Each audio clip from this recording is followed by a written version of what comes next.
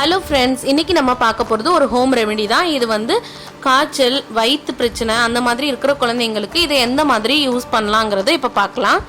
தேவையான பொருட்கள் என்னென்னு பார்த்துடலாம். 2 வெத்தலை, 2 ஓமவல்லி இலை, 4 தூதுவளை இலை, 1 ஸ்பூன் சோம்பு, 1 ஸ்பூன் ஜீரகம், கொஞ்சம் பனங்கல்கண்டு எடுத்துக்கலாம். இந்த ரெமெடி செய்கிறதுக்கு பாத்திரத்தில் 1 டம்ளர் அளவு தண்ணி சேர்த்துடலாம். அதோட 2 வெத்தலை சேர்த்துக்கலாம்.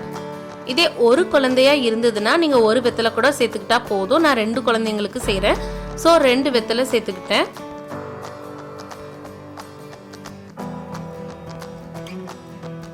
ரெண்டு ஓமவல்லி இலை சேர்த்துடுங்க.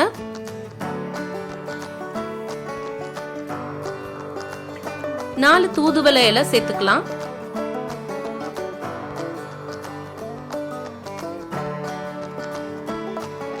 ஒரு ஸ்பூன் ஜீரகம் சேர்த்துடலாம்.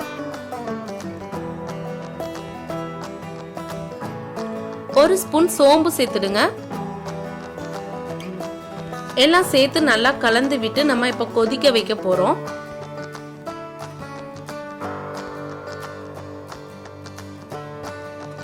அதோட ஒரு 1/4 ஸ்பூன் போல மஞ்சள் தூள் சேர்த்துடலாம். ஜீரகம் சோம்பு சேர்க்கறதுனால குழந்தைங்களுக்கு ஜீரணத்துக்கு ரொம்ப யூஸ்ஃபுல்லா இருக்கும். சில டைம் குழந்தைங்களுக்கு வந்து செமிக்காம வயிறு வந்து உப்பலா இருக்கும். அந்த மாதிரி குழந்தைங்களுக்கு இந்த மாதிரி செஞ்சு கொடுக்கலாம்.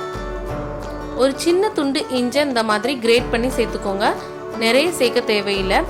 இஞ்சி வேணாம்னு நினைக்கிறவங்க 2 மிளகு கூட தட்டி சேர்த்துக்கலாம்.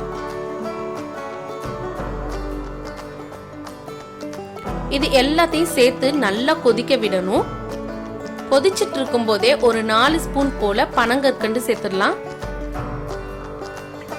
பனங்கற்கண்டு சளி உள்ள குழந்தைங்களுக்கு வந்து ரொம்ப நல்லது. சர்க்கரையை தவிர்த்துட்டு எந்த ஒரு மருந்தா இருந்தாலும் தேன் அல்லது பனங்கற்கண்டு சேர்த்துக்கோங்க.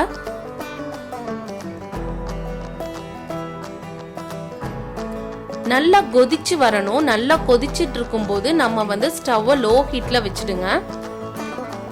லோ ஹீட்ல வச்சு நம்ம வேக வைக்கும் போது அந்த இலைகள்ல உள்ள எல்லா பெனிஃபிட்ஸும் நம்மளுக்கு கிடைக்கும்.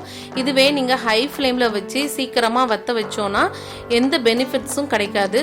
அந்த அளவுக்கு எந்த பெனிஃபிட்ஸுமே இருக்காது. ஸோ நல்லா லோ ஹீட்ல வச்சு நல்லா வேக விட்டுருங்க.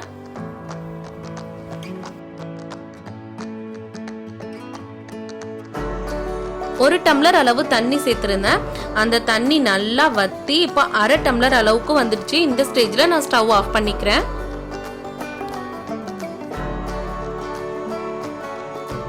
அடுத்ததா கப்ல இந்த மாதிரி வடிகட்டி எடுத்துக்கலாம். ஃபைனலா விருப்பப்பட்டா 1 ஸ்பூன் தேன் சேர்த்து நல்லா கலந்து விட்டு கொடுக்கலாம். இதே சின்ன குழந்தைங்களா இருந்தாங்கன்னா, அதாவது 1 வயசு குழந்தைங்க அப்படி இருந்தாங்கன்னா 1 ஸ்பூன் அல்லது 2 ஸ்பூன் அப்படி கொடுத்துக்கலாம். 5 வயசு குழந்தைங்களா இருந்தாங்கன்னா 1/4 டம்ளர் போல கொடுங்க. 10 வயசு குழந்தைங்களா இருந்தாங்கன்னா 1/2 டம்ளர் கொடுக்கலாம். இதே பெரியவங்களா இருந்தா தாராளமா 1 டம்ளர் எடுத்துக்கலாம். இது சின்ன குழந்தைங்க இல்ல, பெரியவங்க வரைக்கும் தாராளமா எடுத்துக்கலாம். இந்த ட்ரிங்க் குடிக்கிறதுனால நம்மளுக்கு வந்து சளி இருமல்ல இருந்து மட்டும் இல்லாம வயிற்று பிரச்சனையும் எதுவும் வராம பாத்துக்கலாம். வாரத்துல இதை 2 நாள் எடுத்துக்கோங்க. இந்த ரெமெடியை காய்ச்சல், இருமல், தும்மல் இருக்கும்போது மார்னிங் ஒரு டைம் அண்ட் ஈவினிங் ஒரு டைம் எடுத்துக்கிட்டு வந்தோம்னா ரொம்ப நல்லது. இந்த ரெமெடியில ஜீரகம் சோம்பு சேர்றதுனால நம்மளுக்கு நீர்லே எல்லாம் வெளியாயிடும். ஸோ கட்டாயமா ஜீரகம் சோம்பு சேர்த்துக்கோங்க.